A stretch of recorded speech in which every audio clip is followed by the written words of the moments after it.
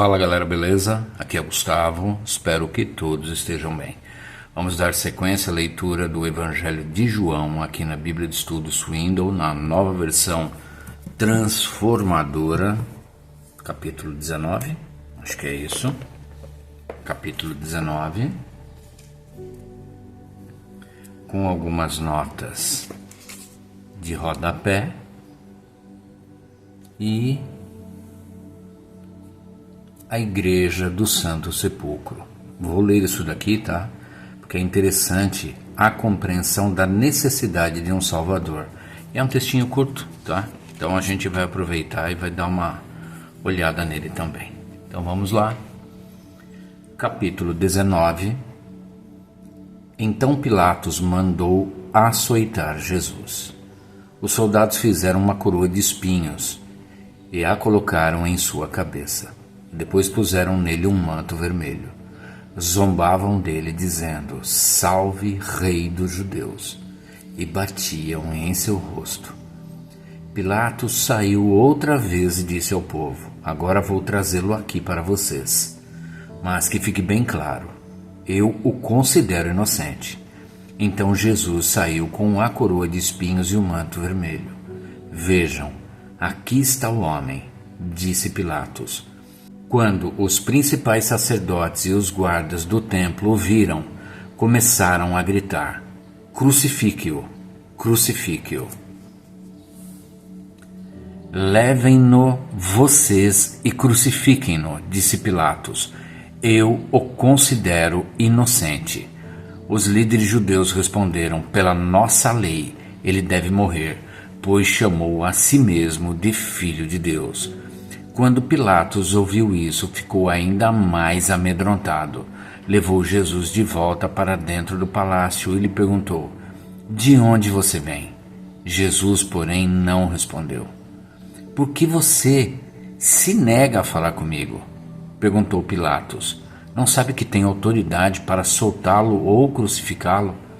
Jesus disse: "Você não teria autoridade alguma sobre mim, se esta não lhe fosse dada de cima. Portanto, aquele que me entregou a você tem um pecado maior." Então Pilatos tentou libertá-lo, mas os líderes judeus gritavam: "Se o Senhor soltar este homem, não é amigo de César. Quem se declara rei se rebela contra César."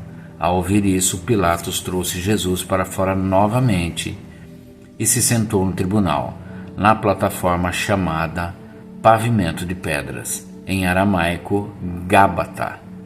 Era por volta de meio-dia, no dia da preparação para a Páscoa. E Pilatos disse ao povo: "Vejam, aqui está o seu rei." "Fora com ele!" gritaram. "Fora com ele! Crucifique-o!" "O quê? Crucificar o seu rei?" perguntou Pilatos. Em resposta, os principais sacerdotes gritaram: "Não temos outro rei além de César." Então Pilatos lhes entregou Jesus para ser crucificado e eles levaram Jesus. A crucificação.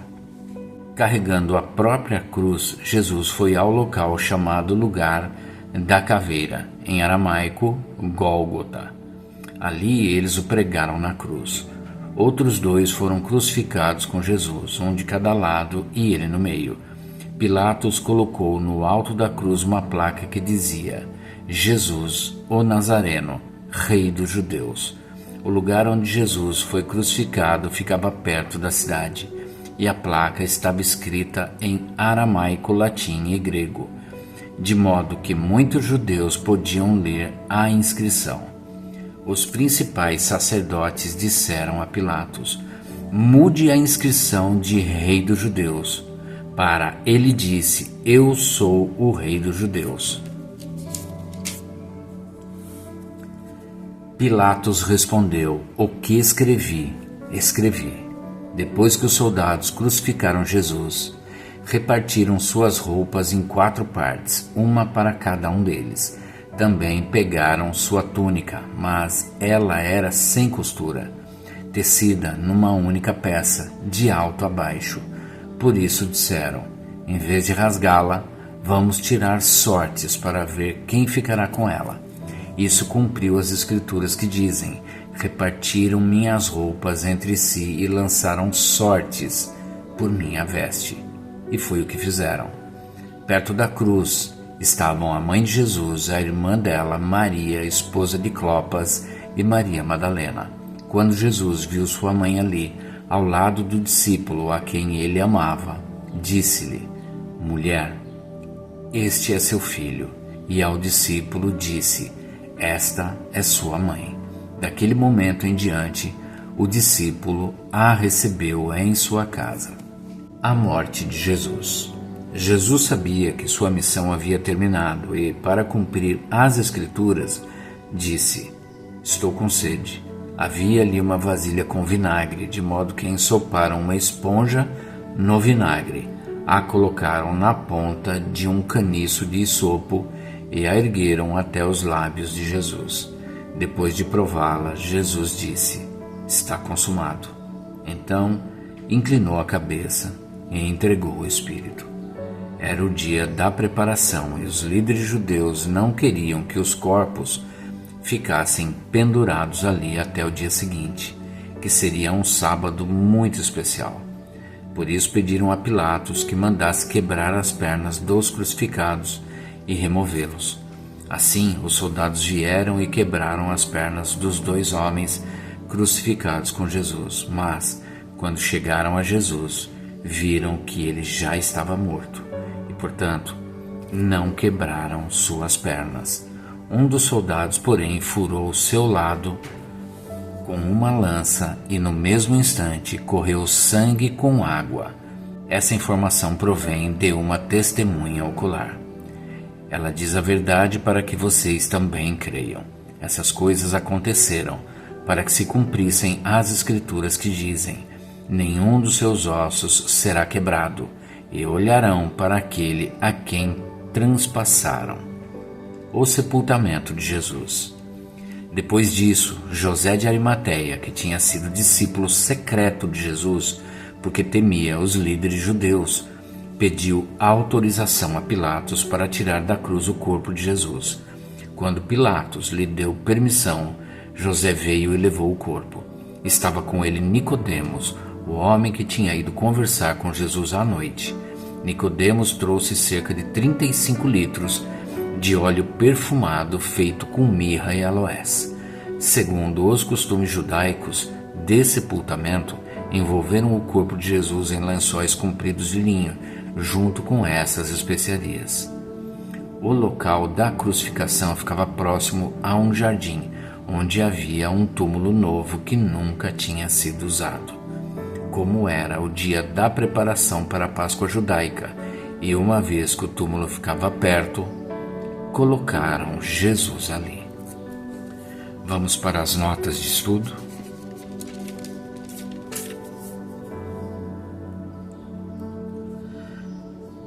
Aí está o homem. João 19:5. O tempo todo, ao longo dos evangelhos, a palavra de Deus parece estar dizendo: aí está o homem. Aí está o homem em Belém, onde ele nasceu. Aí está o homem em Nazaré, onde ele foi criado. Aí está o homem na Galileia, escolhendo seus discípulos e pregando suas primeiras mensagens. Aí está o homem na última ceia em Jerusalém, com seus 11 fiéis. Aí está o homem no Getsemane, orando: se for possível, afasta de mim este cálice. Em Mateus 26:39. Aí está o homem após a flagelação. Aí está o homem no Gólgota, pregado na cruz, sofrendo e, por fim, entregando-se às mãos do Pai. A palavra de Deus aponta todo o tempo para Jesus. Sedento. João 19:28. É bem provável que Jesus já estivesse com sede muito tempo antes do momento aqui relatado. De fato, se você estudar cuidadosamente a crucificação, descobrirá que os julgamentos e a crucificação juntos duraram mais de 12 horas. Ele foi alvo de açoites, socos e cuspes, foi humilhado, despido e zombado. Durante todo esse tempo, não lhe foi oferecido um único momento de descanso ou alívio, mas é interessante que somente no momento derradeiro ele peça algo para aplacar sua sede. Não há nenhum indício de egocentrismo em nosso Salvador. O tempo todo ele está pensando nos outros e no cumprimento das Escrituras. Está consumado. João 19:30.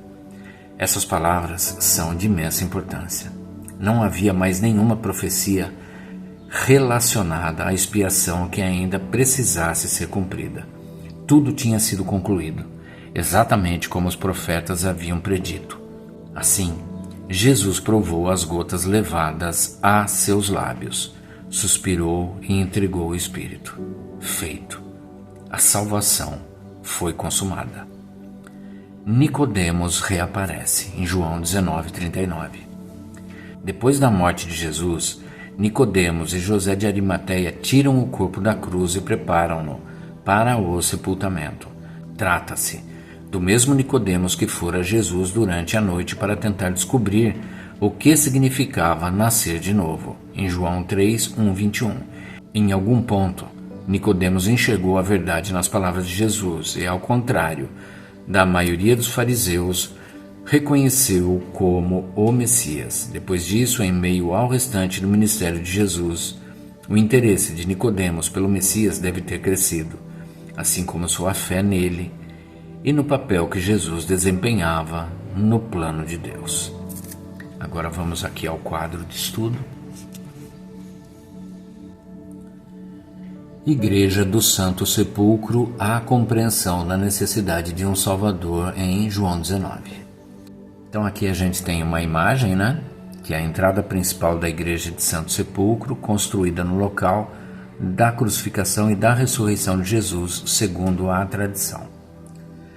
Já no primeiro século, os cristãos veneravam o lugar sobre o qual foi erguida a Igreja de Santo Sepulcro, onde Jesus Cristo teria morrido e ressuscitado. O nome aramaico do lugar, Gólgota, Calvariae em latim, tem ecos de morte em seu significado. Lugar da caveira, João 19:17. Embora os opositores do cristianismo do imperador romano Adriano ao califa egípcio Al-Hakim tenham tentado destruir sua memória, eles involuntariamente ajudaram a preservar a importância do local. Durante o século IV, Constantino construiu ali uma igreja para servir de monumento ao lugar da ressurreição de Cristo. A igreja foi construída, reconstruída e ampliada. Boa parte do que vemos hoje data do Império dos Cruzados. Diferentes religiões, seitas e grupos étnicos têm obscurecido o local original. Muitos cristãos hoje ficam tão desconcertados com a religiosidade e o tradicionalismo dos acontecimentos na Igreja de Santo Sepulcro que rejeitam sua autenticidade, a despeito da esmagadora evidência histórica que afirma o contrário.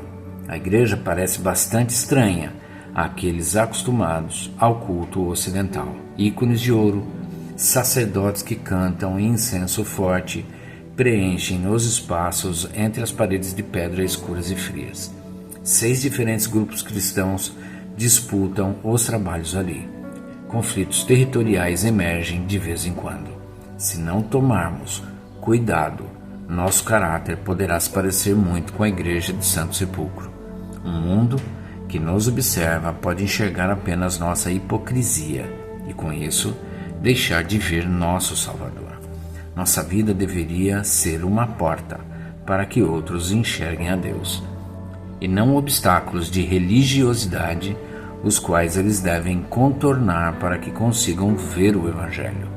É irônico que a Igreja de Santo Sepulcro demonstre a própria necessidade do evento que ela reverencia, a morte de Cristo na cruz. Precisamos de um Salvador, e nosso pecado revela isso. E é isso, gente. Chegamos ao final aqui da leitura do capítulo 19. Amanhã a gente volta para a sequência do Evangelho de João. Espero que todos tenham uma excelente tarde e que Deus abençoe a vida de cada um de vocês.